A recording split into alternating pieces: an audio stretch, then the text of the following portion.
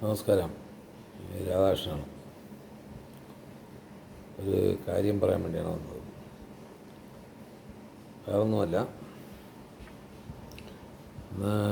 നമ്മളെ രാജ്യദ്രോഹികൾ ഈ രാജ്യത്ത് കൂടി വരികയാണ്, പ്രത്യേകിച്ച് കേരളത്തിൽ.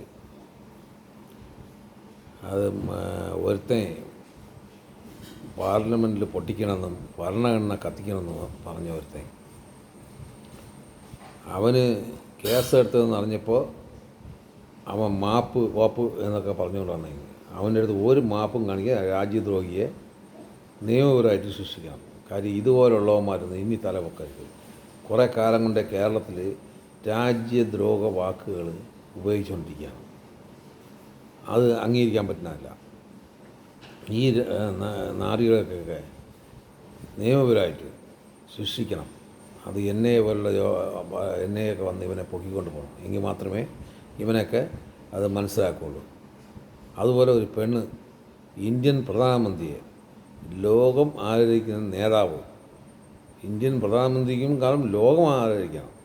ഈ രാജ്യങ്ങളെല്ലാവരും ബഹുമാനിക്കുന്ന പ്രധാനമന്ത്രിയെ ഒരു തോക്ക് കിട്ടിയാൽ കൊല്ലുമെന്ന് പറഞ്ഞ അവൾ അത്ര നല്ലവളൊന്നുമല്ല. ആ സ്ത്രീ സൃഷ്ടിക്കാൻ അർഹതയുള്ള സ്ത്രീയാണ്. അവരിപ്പോൾ വന്നിട്ട് ഞാൻ കണ്ടില്ല, ഞാൻ അറിയാതെ പറഞ്ഞ് വായിൽ വിരൽ വെച്ചാൽ കടിക്കില്ല, പാവമാണ്, പച്ച കുട്ടിയാണെന്നൊക്കെയാണ് പറഞ്ഞത്. അവൾ പഠിച്ച കള്ളിയാണ്, അവൾ 2 ദിവസം ആഹാരം കഴിച്ചില്ല എന്നൊക്കെയാണ് അവൾ പറഞ്ഞത്. അതൊക്കെ വെറുതെ, അതൊക്കെ ഈ പറഞ്ഞൊന്നും മനസ്സറിയാൻ പാടില്ല. ഇനി കേരളത്തിൽ നിന്ന് ഒരു ഒറ്റ എണ്ണം രാജ്യദ്രോഹ വാക്കുകൾ മിണ്ടരുത്. അതുകൊണ്ട് നിയമ നടപടികൾ ഇവർക്കെതിരായിട്ട് എടുക്കണം. ഈ 2 രാജ്യദ്രോഹികൾ. അത് ഇതിന് മുമ്പ് ഒരുത്തൻ ഇതുപോലെ പ്രധാനമന്ത്രിയെക്കുറിച്ച് പറഞ്ഞ് അവന് വട്ടം തോന്നി. കിട്ടോ, എല്ലാവരും പിടിച്ച് അകത്താക്കണം. ഇവന്മാർ നാക്ക് പൊങ്ങരുത് രാജ്യത്തിനെതിരായിട്ട്. ഈ രാജ്യത്ത് തിന്നും കുടിച്ചും ഉറങ്ങിയും കിടന്ന് ഈ രാജ്യത്തിനെ അപകീർത്തപ്പെടുത്തുകയാണ്.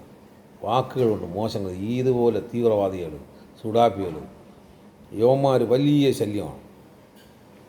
പണ്ടൊക്കെ നമ്മൾ പറയും ഈ മരത്തിൽ ഇത്തിരി പിടിക്കുമ്പോൾ ആ മരം ഇല്ലാതാവും എന്ന് പറയുമ്പോഴാണ് യുവന്മാർ 1-2 പേരാണ് ഈ നാടിനെ കുട്ടിച്ചോറാക്കുന്നത്. എന്തൊരു വാക്കവൻ പറഞ്ഞ വാക്ക്. യൂട്യൂബർ അവൻ എന്നിട്ട് പറയാം മലയാളികളോടാ ക്ഷമിക്കും. അവൻ്റെ മനസ്സിനകത്തുള്ള ഇതാണ് വെളിയിൽ വന്നത്.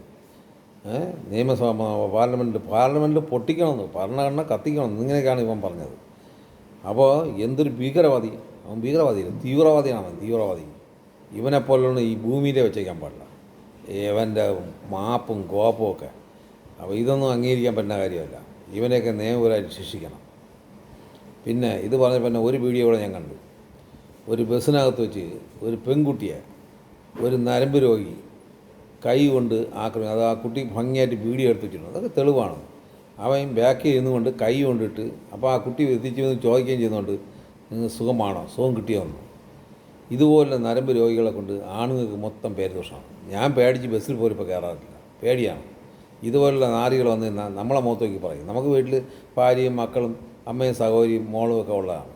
അപ്പം നമ്മൾ ഇതുപോലുള്ള നാറികളെ കൊണ്ട് നമുക്ക് വീട്ടിൽ ചെന്ന് കയറാൻ ഒക്കില്ല, നാൾക്കറാണ്. അപ്പോൾ ഇവനെയൊക്കെ ചെയ്യേണ്ടത്, നരമ്പ് രോഗികളെ ചെയ്യേണ്ടത് നിയമപരമായി ശിക്ഷിക്കണം. അവനെയൊക്കെ നിയമത്തിൻ്റെ അടിസ്ഥാനത്തിൽ വിട്ടു കൊടുക്കണം.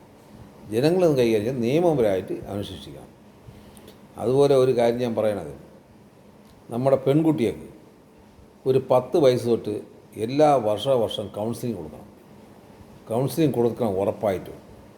കാര്യം അവന് എന്തെന്ന് ചോദിച്ചാൽ പോടാന്ന് പറയാനുള്ള ചങ്കൂറ്റം ആ പിള്ളേർക്ക് വരണമെങ്കിൽ അത് കൗൺസിലിംഗ് കൂടെ വരുള്ളൂ. ഇപ്പോൾ ഒരു 30% പിള്ളേർക്ക് മാത്രമേ ആ ചങ്കൂറ്റമുള്ളൂ, ബാക്കി 70% ചങ്കൂറ്റം കുറവാണ്. നിങ്ങൾ ഉത്തരേന്ത്യയിലൊക്കെ നിങ്ങൾ കണ്ടു കാണും. പിന്നെ പെൺകുട്ടികൾ ശാഖാപ്രവർത്തനങ്ങൾ ചെയ്യുന്നത്, അവർ ബൈരഞ്ചിൽ നിന്ന സംഘടനയിൽ ശാഖാപ്രവർത്തനങ്ങൾ ചെയ്ത് ചങ്കൂറ്റത്തോടെ തന്നെ അവർ ജീവിക്കുന്നു. കേരളത്തിലും അതുപോലെ ഈ പെൺകുട്ടികൾക്ക് ഒരു ശാഖാപ്രവർത്തനങ്ങൾ ചെയ്ത് അഭ്യാസങ്ങൾ പഠിപ്പിച്ച് അവരെ കുറച്ചുകൂടെ തൻ്റെ ഇടത്തോടെ പുറത്ത് കൊണ്ടുവരാനുള്ള ഒരു സമീപനം സംഘടനകളുടെ ഭാഗത്തു നിന്നുണ്ടാവണം. മുമ്പൊക്കെ ഞങ്ങൾ ഹിന്ദു ഐക്യവേദിയിൽ ഇതുപോലെ പെൺകുട്ടികൾക്ക് ക്ലാസ് കൊടുക്കാറുണ്ടായിരുന്നു, കൗൺസിലിംഗ് കൊടുക്കാറുണ്ടായിരുന്നു. ഇപ്പോഴതൊക്കെ ഉണ്ടോയെന്ന് എനിക്ക് അറിഞ്ഞൂടാ. അപ്പോൾ ഇതുപോലെയൊക്കെ ഈ കൗൺസിലിംഗ് കൊടുത്ത് പെൺകുട്ടികളെ നല്ല രീതിക്ക്, അവർ നാളത്തെ അമ്മയും കൂടിയാണ്. അപ്പോൾ അവരെ നന്നാക്കി നല്ല രീതിയിൽ കൊണ്ടുവരേണ്ട നമ്മുടെ സമൂഹത്തിൻ്റെ ബാധ്യതയാണ്. ഇതുപോലെ നരമ്പ് രോഗികൾ മുമ്പേ വന്ന് ആ കുട്ടി ചങ്കൂറ്റത്തോടെ തിരിഞ്ഞ് ചോദിക്കുകയും ചെയ്തു. അപ്പോൾ എനിക്കത് ഇഷ്ടപ്പെട്ടു. അങ്ങനെ വേണം പെൺകുട്ടികൾ സംസാരിക്കാൻ. ഇതുപോലെ നരമ്പ് രോഗികളെ കൊണ്ട് സഹിക്കാൻ പറ്റില്ല. ഇവനൊക്കെ എന്തിൻ്റെ കിഴപ്പെന്ന് അറിഞ്ഞൂടെ ഇങ്ങനെ ഒരു പെൺകുട്ടിയെ ബുദ്ധിമുട്ടിക്കുന്നത്. ഈ പ്രേമിക്കാത്ത ഈ ഭൂമിയിൽ ആരുമില്ല. പ്രേമിക്കൂ. പ്രേമം ആരുടെയും പ്രേമിക്കാം. അച്ഛൻ അമ്മയിലൂടെ, അമ്മ സഹോദരിയിലൂടെ. പ്രേമം എന്ന് പറഞ്ഞുള്ള വാക്ക് സ്നേഹമെന്നാണ് എൻ്റെ അർത്ഥം. അപ്പോൾ അതുകൊണ്ട് അതൊക്കെ ചെയ്യാൻ കുഴപ്പമില്ല. പക്ഷേ ഒരാളുടെ അനുവാദമില്ലാതെ ആളിനെ ഉദ്ധരിക്കുന്നത് ശരിയായ നടപടിയില്ല. അത് വെറും ദ്രോഹം, എന്ത് പറയാൻ, ഒരു വൃത്തികെട്ട സ്വഭാവങ്ങളാണ്. അപ്പോൾ അതൊന്നും ചെയ്യാതെ ഈ ആണുങ്ങൾക്ക് മൊത്തം ഇതുപോലെ കൃമികളെ കൊണ്ട് എല്ലാ ആണുങ്ങൾക്കും പേരുദോഷമാണ്. നമുക്കും പെൺകുട്ടികളൊക്കെ ഉള്ളതല്ലേ വീട്ടിൽ. ഇവൻ്റെ അമ്മയെ പോലെ അല്ലെങ്കിൽ ഇവൻ്റെ ഭാര്യയെ പോലെ അല്ലെങ്കിൽ സഹോദരിയെ പോലെ അല്ലേ ആ കുട്ടിയും. അതും മനസ്സിലാക്കണ്ടേ. ഒരു പെൺകുട്ടിയല്ലേ, ഇവൻ്റെ വീട്ടിലില്ലേ പെണ്ണുങ്ങൾ. ഇവൻ്റെ വീട്ടിൽ പെണ്ണുങ്ങൾക്ക് എന്തൊക്കെയാണോ അതുപോലെ തന്നെ ഈ ബസ് ചെയ്യുന്ന പെൺകുട്ടിയും. അതിൽ മാറ്റമൊന്നുമില്ല. ഇവൻ ആ പെൺകുട്ടി ഉപദ്രവിക്കാതെ ഇവൻ്റെ സഹോദരി അമ്മയെ ചെന്ന് ഉപദ്രവിക്കാനല്ലേ നല്ലത്. ഇത് പറയാതിരിക്കാൻ നോക്കില്ല. ആ നാരി കാരണമാണ് ആ വീട്ടിലുള്ളവരെ പറയുന്നത്. അപ്പോൾ അതുകൊണ്ട് നമ്മളെ പെൺകുട്ടികളെ കുറച്ചുകൂടെ മെജോറിറ്റി ആയിട്ട് അവരെ അഭ്യാസം തന്നെ പഠിപ്പിക്കണം. അത് ശാഖാപ്രവർത്തനം തന്നെ കൊണ്ടുവരണം. അതിന് ബന്ധപ്പെട്ട അധികാരികൾ, അതായത് സംഘടനാ പ്രവർത്തനം ചെയ്യുന്ന ആൾക്കാർ അതിലേക്കൊന്ന് ശ്രദ്ധ കൊടുക്കണം. ഇപ്പം അതിലത്തെ ശ്രദ്ധകളൊക്കെ കുറവാണ്. അപ്പോൾ അങ്ങനെയുള്ള ഒരു പ്രവർത്തനം കൂടെ മുന്നോട്ട് കൊണ്ടുവച്ച് നമ്മളെ പെൺകുട്ടികൾക്ക് നല്ലൊരു കൗൺസിലിംഗ് കൊടുത്ത് അവരെ വർഷം കൊടുക്കണം. അത് 10 വയസ്സ് തൊട്ട് കൊടുക്കണം. ഒരു വർഷം ഒരു കൗൺസിലിംഗ് കൊടുത്തു കഴിഞ്ഞാൽ പിറ്റേ വർഷം വീണ്ടും കൊടുക്കണം. എങ്കിൽ മാത്രമേ അവർക്ക് ആ ഓർമ്മ നിൽക്കുകയുള്ളൂ. ഈ സാമൂഹിക ദ്രോഹിയിൽ നിന്ന് രക്ഷപ്പെടണമെങ്കിൽ ഇവന്മാർ കഴുകനെ പോലെയാണ്. റാഞ്ചിങ് നടക്കുന്നുണ്ട്. അതിൽ അവരൊക്കെ ഒരു രീതിയുണ്ട്. എന്ന് വെച്ചാൽ ഈ പെൺകുട്ടികളെ വളയ്ക്കുന്ന ഒരു രീതി, അതൊരു ഭയങ്കര രീതിയാണ്. ഇതെന്ന് വെച്ചാൽ യുവന്മാർ ആദ്യം ചെന്ന് ചിരിക്കും. ഇത് കുറേ മുസ്ലിം യുവാക്കൾ തന്നെയാണ് ഇതിനകത്തുള്ളത്. യുവന്മാരൊന്ന് ചിരിക്കും.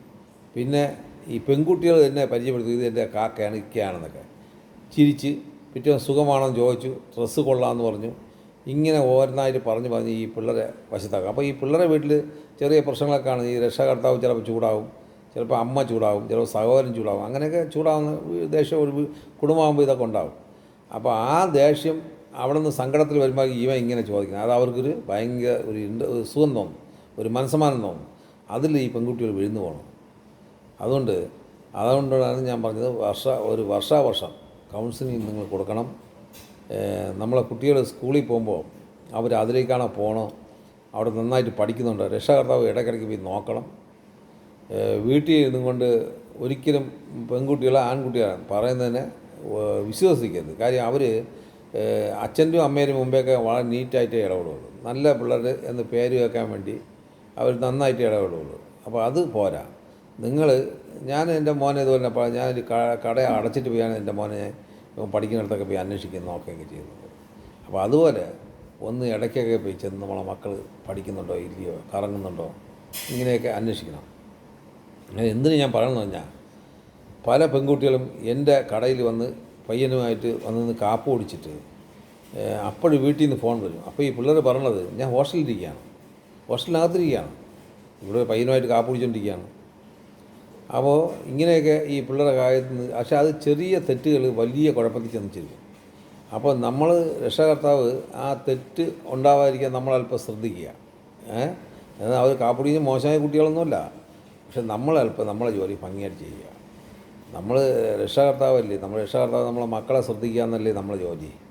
അപ്പോൾ അത് ചെയ്യുക. ഞാൻ എൻ്റെ മോൻ്റെ അടുത്തും പറഞ്ഞാൽ തന്നെ ചിലപ്പോൾ അവർക്കൊന്നും ഇഷ്ടപ്പെടില്ല, കാര്യം അവരെയൊക്കെ പ്രായം അതാണ്. അപ്പോൾ നമ്മൾ രക്ഷകർത്താവ്